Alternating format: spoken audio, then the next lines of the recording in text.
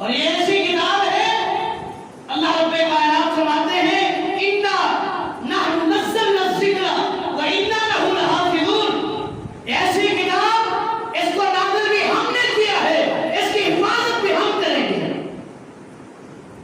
ایسے مرد مجاہد پیدا کر دیں گے جو اس کتاب کی حفاظت کریں گے، اس کتاب کی حفاظت پر مرنے کا گوارا کریں گے، اس کتاب پر حرف نہیں آنے دیں گے۔ اللہ فرماتے ہیں اِنَّا نَحْنُ نَزَّلْنَا الذِّكْرَ وَإِنَّا لَهُ لَحَافِظُونَ، اس کتاب کو نازل ہم نے کیا، اس کی حفاظت کا ذمہ بھی ہمارا ہے۔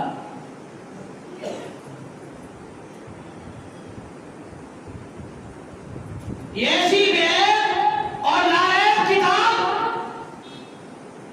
ایسی بے عیب اور ناعیب کتاب کہ جو یونیورسل لا ہے امت مسلمہ کے لیے، زندگی کا ایک ایک پہلو میں نے اور آپ نے گزارنا ہے، اسپینڈ کرنا ہے، اس کتاب کے مطابق گزارنا ہے۔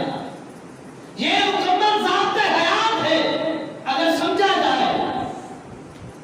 اللہ فرماتے ہیں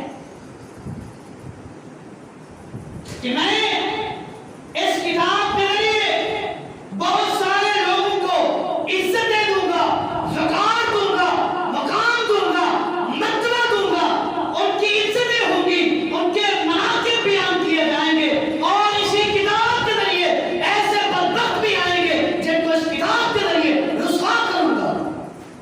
کیا مانا؟ جس نے اس کتاب کو پڑھا، سمجھا، عمل کیا، رب کائنات کی طرف سے عزتیں ملے گی، وقار ملے گا، اور جس نے اس کتاب کو جھٹلانے کی کوشش کی، رب ذلیل و خوار کر کے رکھ دے گا۔